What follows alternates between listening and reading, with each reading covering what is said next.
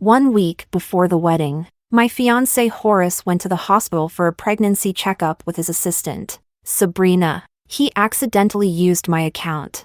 I tightly gripped Sabrina's pregnancy report, peering through the gap in the door at the two of them outside. Horace had his arm around Sabrina's waist, confessing his feelings. "Sabrina, I love you. Marrying Laura was just a matter of circumstances, but the person I've always loved is you." I no longer hesitated and took out my phone to send a message to my father. "Dad, I accept the marriage with Leonardo. The wedding date remains unchanged, but I want a new groom." Chapter 1. Looking down from the window of the clinic, I saw Horace already holding Sabrina's hand as they left the hospital. I picked up my phone and called him. "Are you coming home tonight?"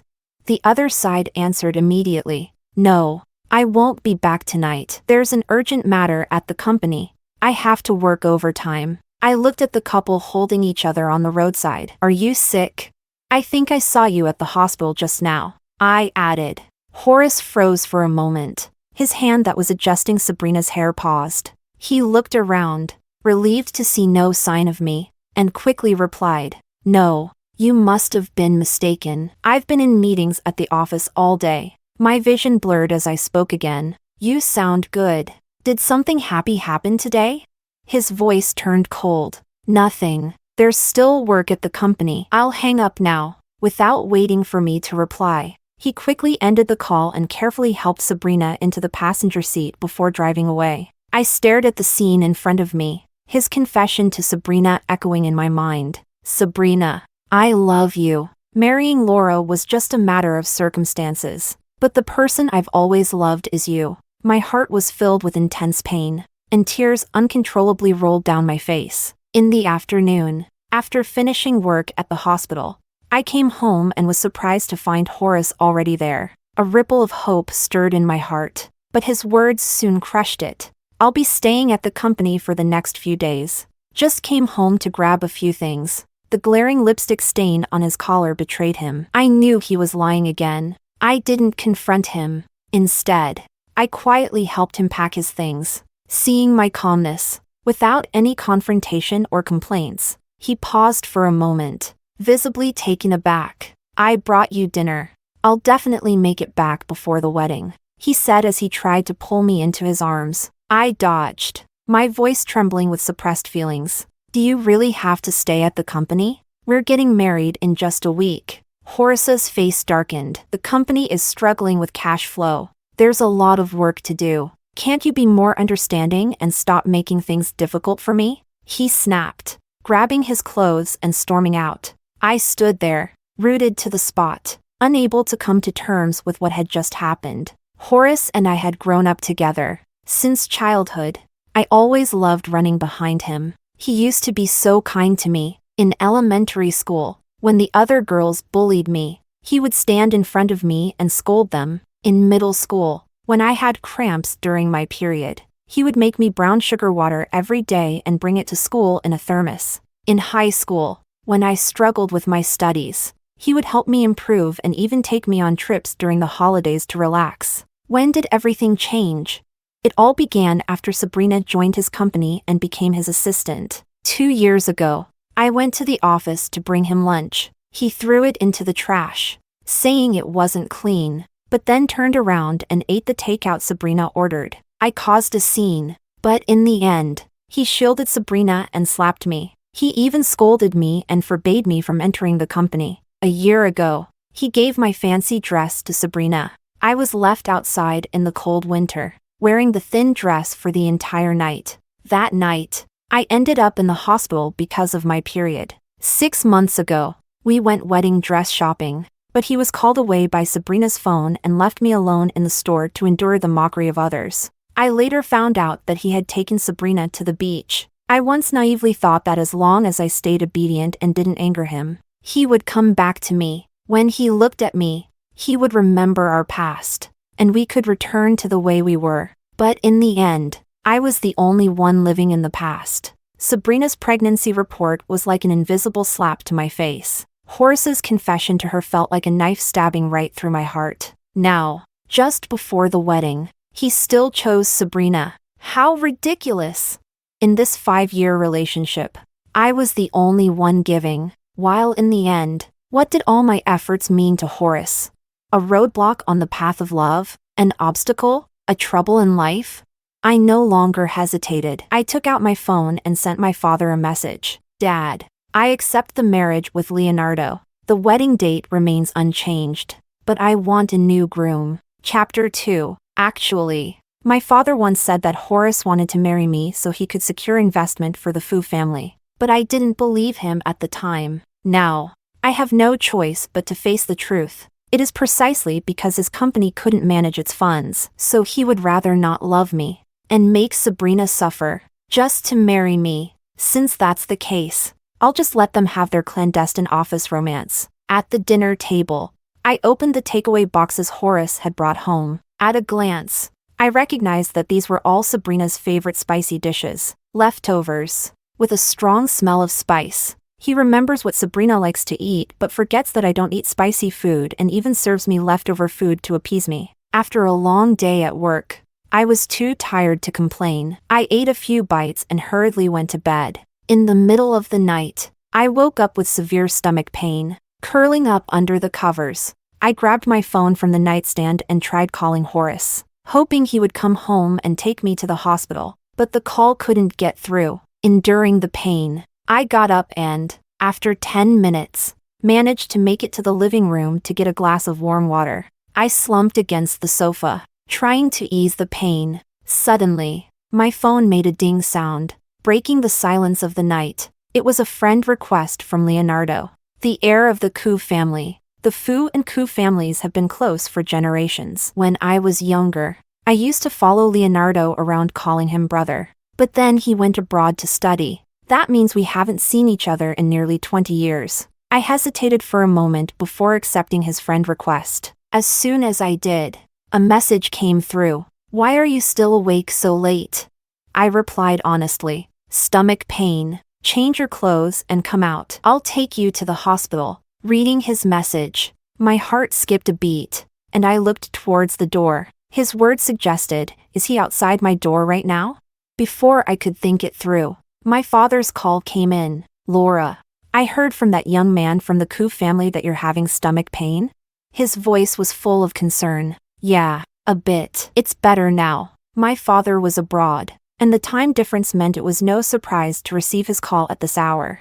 "I received your message tonight and immediately told the Ku family. I didn't expect that kid to come back without a word, fly back to the country, and stand outside your building for such a long time. Now, I hear you're not feeling well, so he called me to tell me. He's worried that you won't agree to go to the hospital, so I'm here to persuade you." Hearing this, I couldn't help but feel touched, but it was just a brief feeling of gratitude. At the hospital, Leonardo first accompanied me for the checkup, then helped me pay the bills everywhere. When everything was settled, he returned to my bedside, his face showing clear fatigue. I felt a little guilty. "Thank you. You've been working all night. You should go home and rest. I can manage the 4 by myself." The light in Leonardo's eyes dimmed a little, but he still followed my wishes. "All right, you rest first. Once your 4 is done, I'll come back and take you home." I nodded. After watching him leave, I pulled the blanket up and closed my eyes,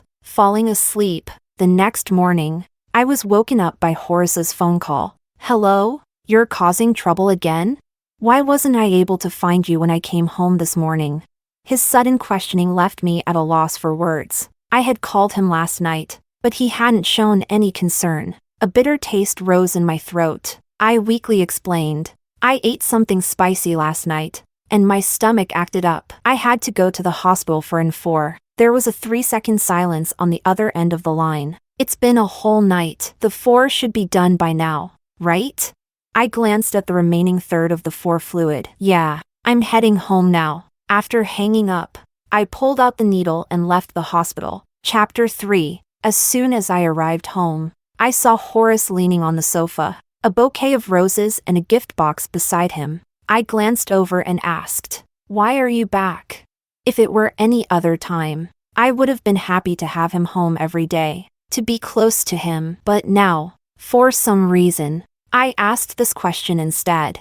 Horace was slightly uncomfortable, but it was soon replaced by something else. I want to eat the crab roe porridge you make. Pack some for me. I had a faint suspicion in my heart. This was probably not what he wanted to eat. But what Sabrina wanted to eat. I had once casually come across Sabrina's TikTok, where she would share what she had eaten every day. Among the posts, she had specifically mentioned that I should pack crab roe porridge for Horace to take to the office. As I walked into the kitchen, I pretended to casually say, "Crab roe porridge? That reminds me of something interesting. A few days ago, a patient of mine almost miscarried because she ate too many crabs her mother-in-law had packed from a restaurant. Crabs are cold foods, and anyone who eats too many will have that reaction. But the mother-in-law ended up blaming the chef at the restaurant. Isn't that funny?" Fortunately, the baby was saved. I glanced at Horace, and his face instantly darkened, which confirmed my suspicion. I thought I had already numbed myself to this, but my heart still ached with pain. My eyes started to sting with tears. I turned away, adjusted my emotions, and continued washing the rice as if nothing had happened. Behind me, Horace's cold voice interrupted the silence. "No need to cook. I don't want it anymore. The flowers and the gift on the table are for you. And also, there's a social gathering at noon. You'll accompany me." With that, he turned and left. I put down what I was holding, my gaze falling on the two items, and gave a self-deprecating smile. He doesn't even remember that I can't eat spicy food. So how could he remember that I'm allergic to lilies?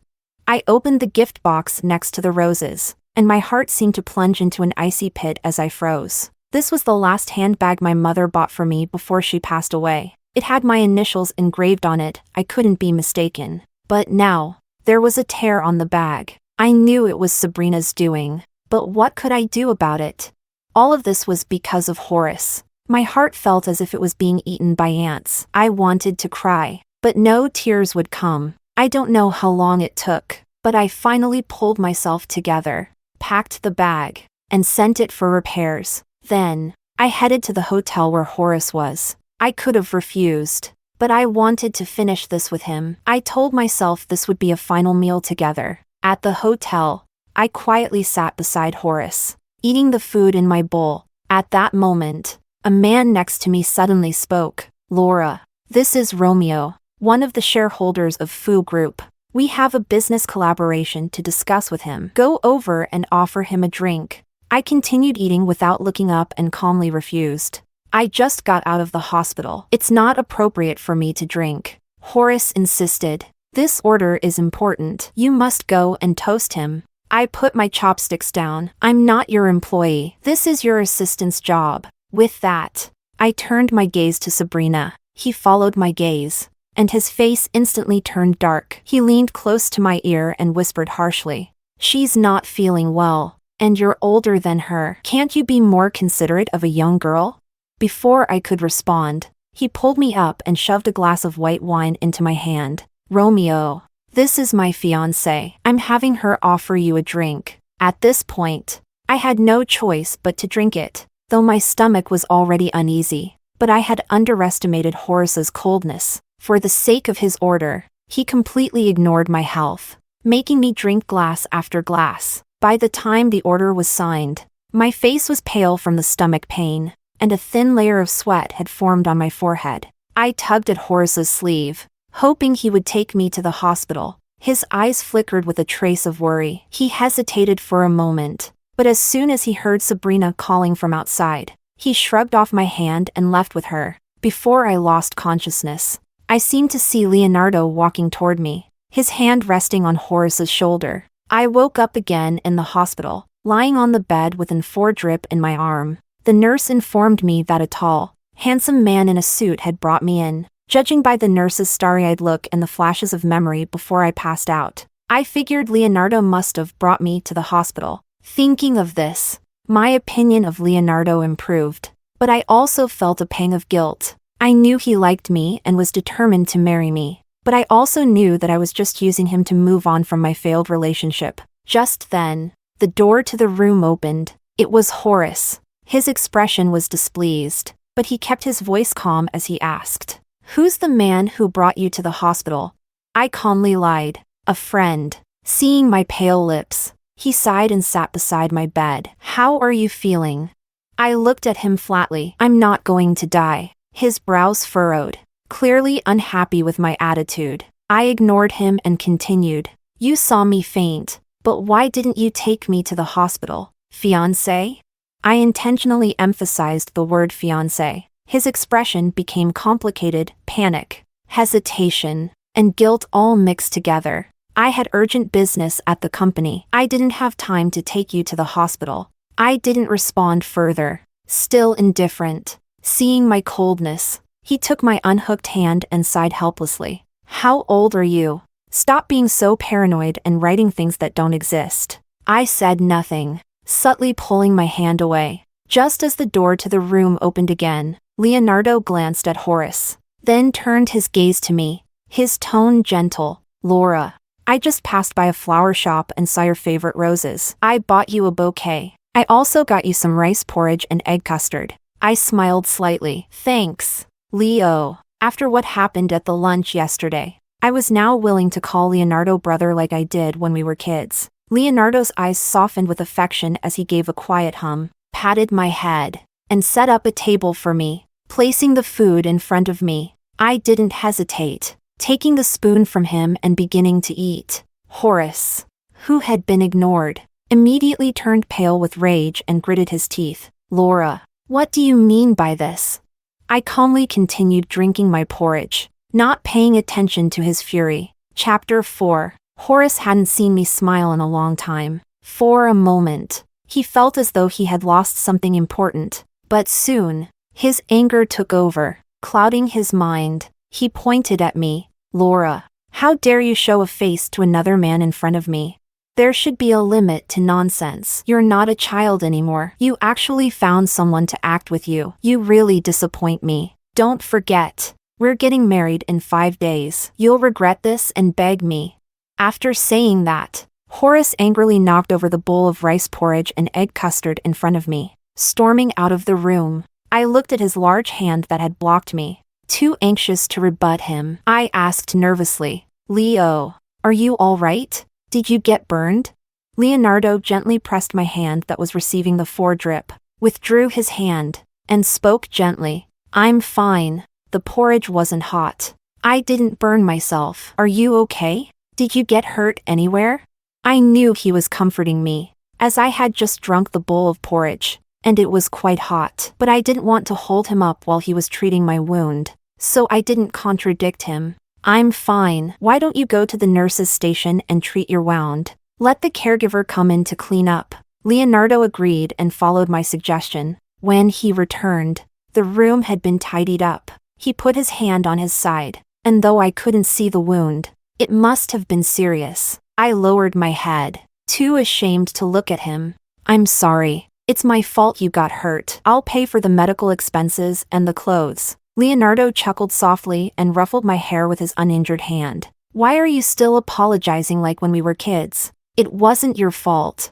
And anyway, I don't need that money. Even so, I still felt guilty. He seemed to see through my thoughts and changed the subject. Why did Horace say you were acting?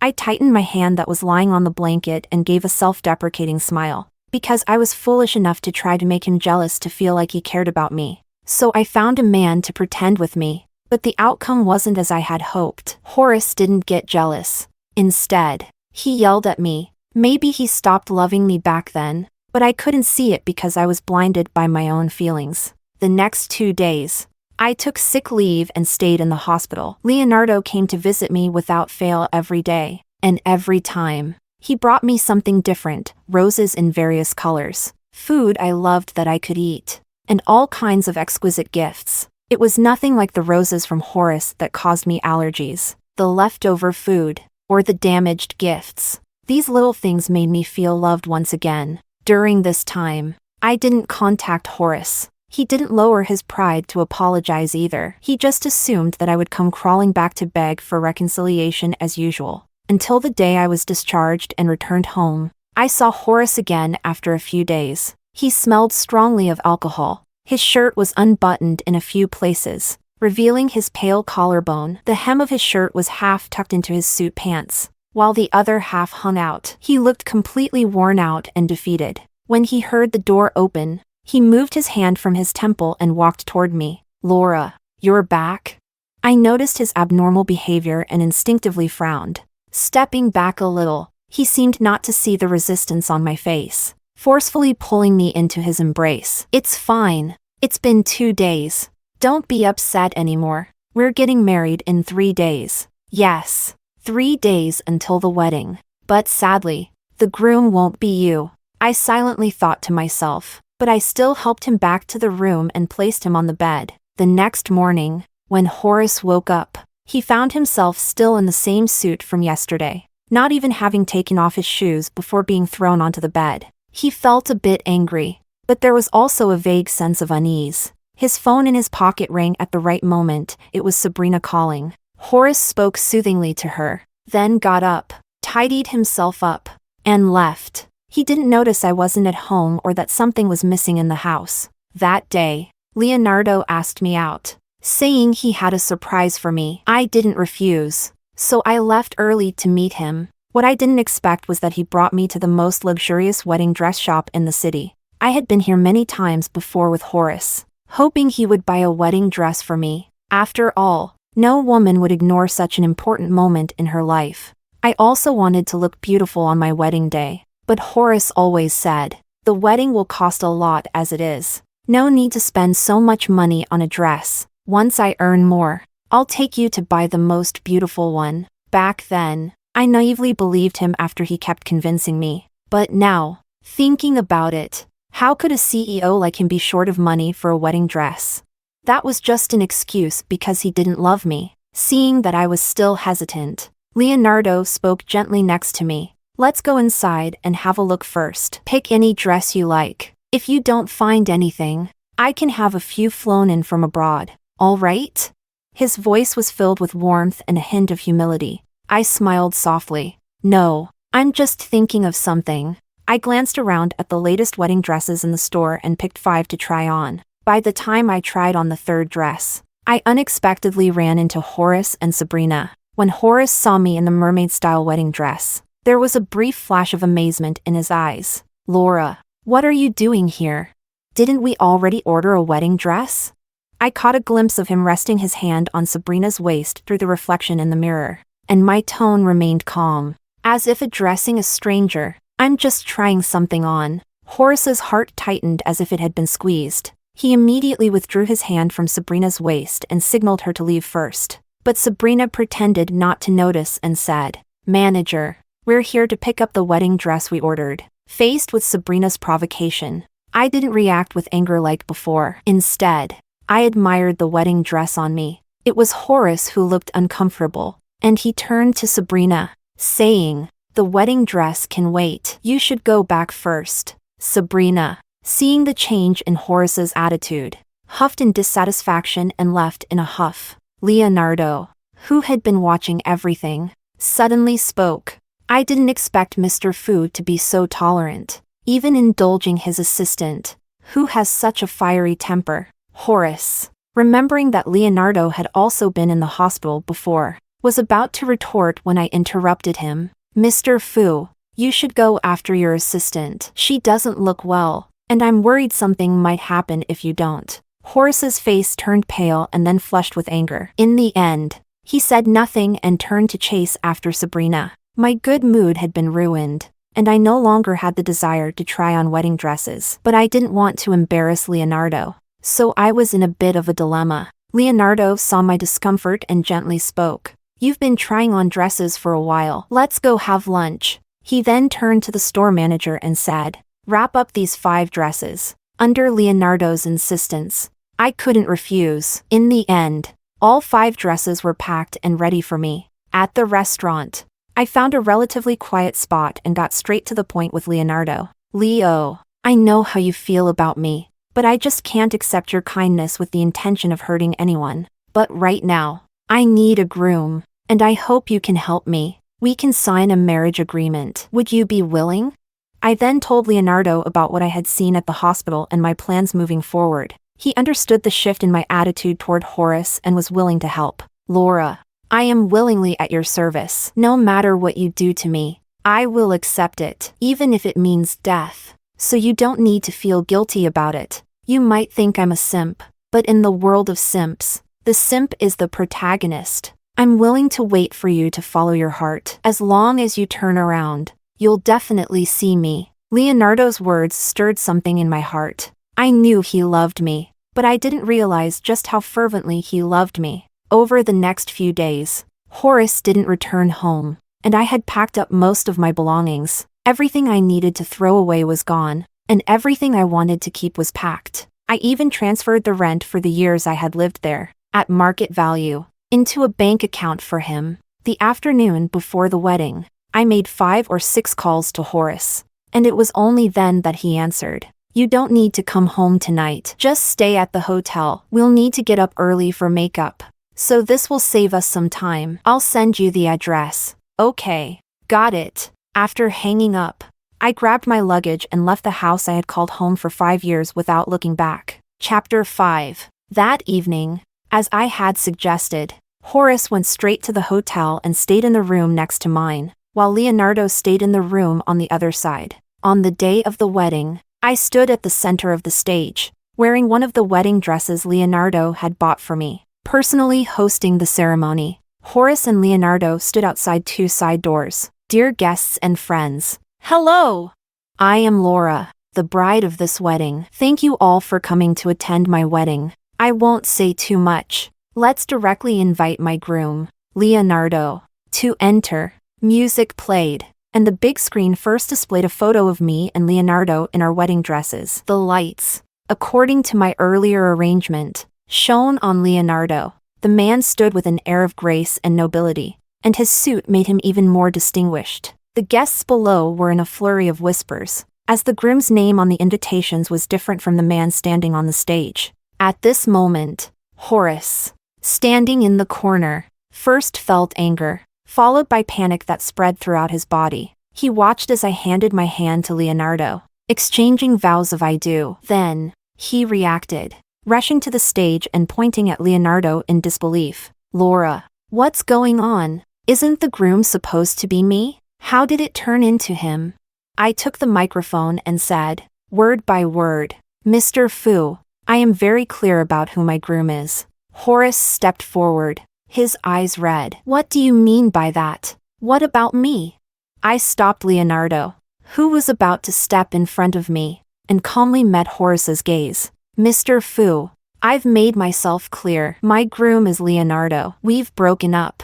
I sent you the breakup message yesterday. Horace fumbled for his phone, and the word breakup was clearly displayed on the screen. He felt his heart drop to the bottom of the abyss, a sharp pain like a knife. No, Laura, you said you loved me the most, that you'd never leave me. You can't marry another man. I had indeed said that once, but now I was tired and no longer loved him. I took Leonardo's hand and received the wedding rings from the ceremony assistant. Placing the ring on his finger, Leonardo, equally cooperative, put the ring on my finger and then raised our clasped hands. Mr. Fu, Laura is now my wife. She belongs to me. At that moment, Horace truly realized that I no longer loved him. I had married another man. No, I don't agree to the breakup, and I don't agree to you marrying this man. You love me. You can only marry me. Saying this, Horace went mad, rushing forward and grabbing my arm, trying to separate my hand from Leonardo's. I immediately let go of Leonardo's hand, raised my arm, and slapped Horace across the face. Horace, this is my wedding. If you want to go crazy, do it somewhere else. Horace didn't care about the slap mark on his face. He grabbed my hand, his voice trembling. Laura, I was wrong. I know I was wrong. Take back what you just said. Let's get married. I shook his hand off in disgust, looking at him sarcastically. Do you really want to marry me? As soon as I spoke, the big screen behind us changed from our wedding photo to the surveillance footage from the hospital that day. Horace's passionate confession was clearly transmitted to the guests. Horace felt as if a bucket of ice-cold water had been poured over his head, the chill spreading to his internal organs. The guests below immediately understood the situation and began whispering. Horace's pupils contracted, and he shook his head repeatedly, denying it. No, it's not like this. I love you, Laura. I was just confused at the time. I didn't understand my own feelings. When I saw you marry another man, my heart really hurt. I can't live without you. At that moment, Sabrina couldn't hold back any longer and rushed up to the stage. Her hands were tightly gripping the edges of her clothes, seemingly holding something back. Her eyes locked on Horace. Horace, what did you just say? Confused? Didn't you say all your heart was with me? Don't forget, I'm still carrying your child. Hearing Sabrina's words, a faint smile appeared on my lips. Miss Sabrina, food can be eaten recklessly, but words shouldn't be spoken carelessly. Is that child really yours and Mr. Fu's?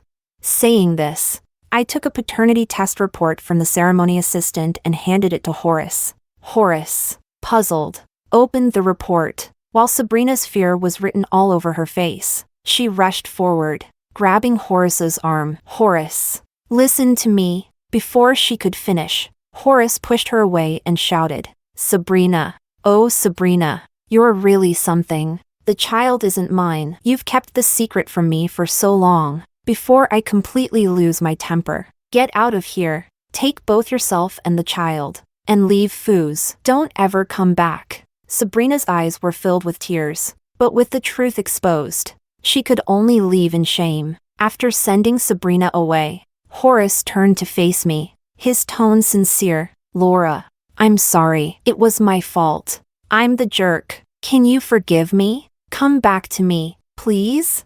I looked at him indifferently, my tone firm. It's over between us. My groom is Leonardo. Tears slid down Horace's cheeks, and he took a trembling step forward. Laura, I regret it. I shouldn't have hurt you first. Please give me another chance, okay?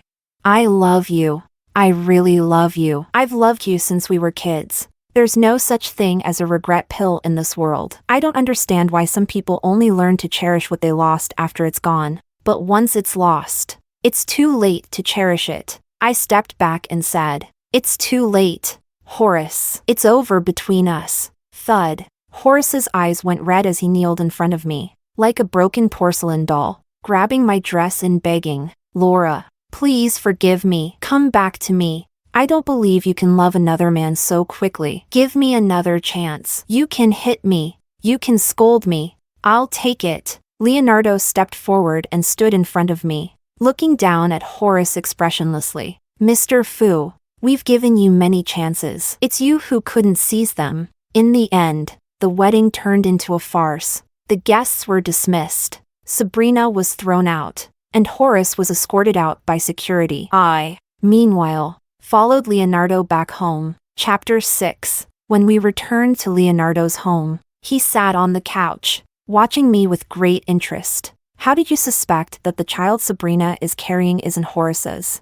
I felt uneasy under his gaze and confessed honestly. A few days ago, after I was discharged from the hospital, I accidentally saw Horace drunk at home, so I had someone look into it. At that time, Sabrina was pregnant, and Horace was very attentive to her. He wouldn't have gotten so drunk unless they had fought. As expected, Horace had a huge argument with Sabrina after seeing her leave a hotel, closely accompanied by another man. Following this lead, I uncovered the rest of the story. So, what are your plans now? Leonardo asked. I had already thought about this when I decided to change my groom, so I didn't hesitate in answering. I've applied to study abroad through the hospital. The paperwork should come through in a couple of days. I'll be abroad for a few years. This way, I can study, clear my mind, and take care of my father all at once. When the time is right, I'll return home. With that, I looked at Leonardo,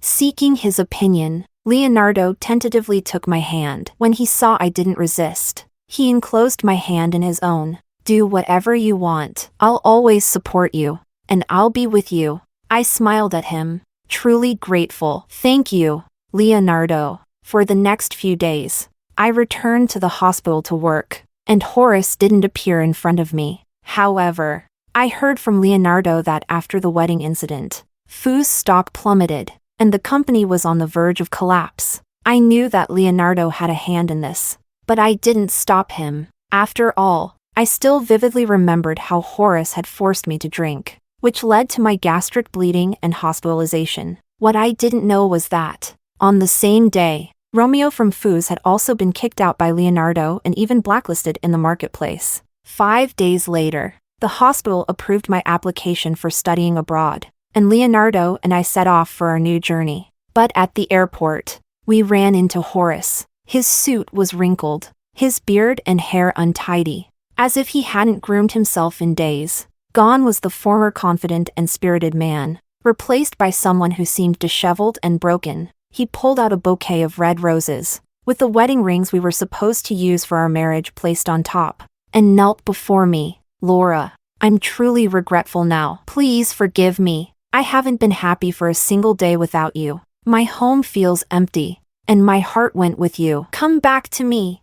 You used to love me so much. It's impossible that you don't love me anymore. If you come back, I promise I'll treat you better than before. These sweet words were what I once longed to hear from him. But now, my heart was utterly indifferent. Horace, when a glass of water can't be balanced, only the kindest one will be sacrificed to restore calm. And I am the one you sacrificed. So I left quietly without making a fuss. Why must you continue to cling to me?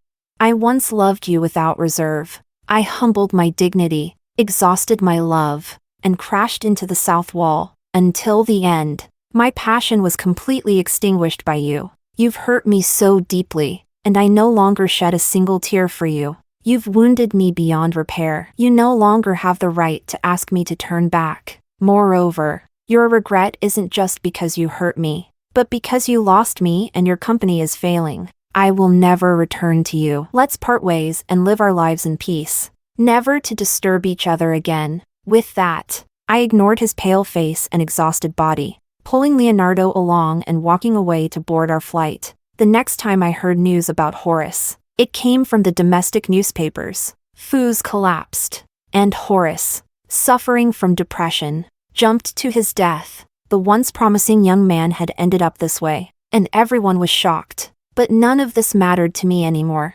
3 years later, during my time with Leonardo, I slowly healed from my past wounds and genuinely fell in love with him. We held a grand and formal wedding abroad. 5 years later, I graduated smoothly with my doctorate, and Leonardo shifted the company's focus back to the domestic market. We returned to our homeland, but this time, unlike our departure, there was one more little person growing inside me.